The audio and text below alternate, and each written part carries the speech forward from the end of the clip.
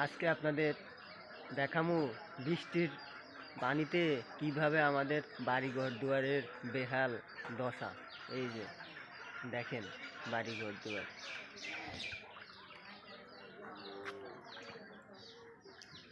এই যে বাড়িঘর দুয়ারের অবস্থা। এই যে দেখেন, এইটা হচ্ছে রাস্তা, আর এই যে বাড়িঘর দুয়ারে শুধু পানি আর পানি। এই যে দেখেন কি অবস্থা।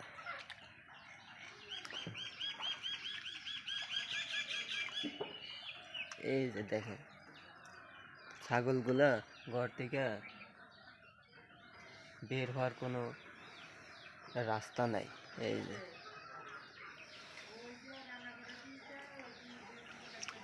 এই যে দেখেন কি অবস্থা। এর মধ্যে ওই যে আমার বিড়ালটা আর আমার ভ্যান গাড়িটা, ওই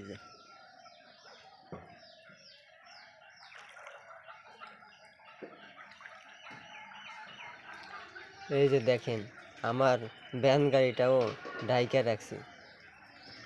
চারিদিকে শুধু পানি আর পানি, পানিতে থই থই করতেছে। এই দেখেন আমার ভ্যান গাড়িটা কাগজ দিয়া ঢাইকা রাখছি, এরপরেও ভ্যান গাড়ির চাকার নিচে অনেক অথই পানি,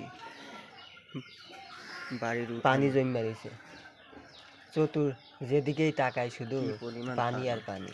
এই দেখেন ঘর থেকে বের হওয়ার মতো কোনো রাস্তা নাই, জায়গা নাই, যেদিকে যাবো শুধু এই যে পানি আর পানি। এই যে দেখেন আমাদের বাড়ির উঠানে ভরপুর পানি, এইদিকে আরো পানি। এই যে এখন দেখেন রাস্তায়, এই যে দেখেন আমি যাইতেছি, এই যে দেখেন পানি আর পানি। রাস্তায়ও প্রচুর পানি জমা রয়েছে।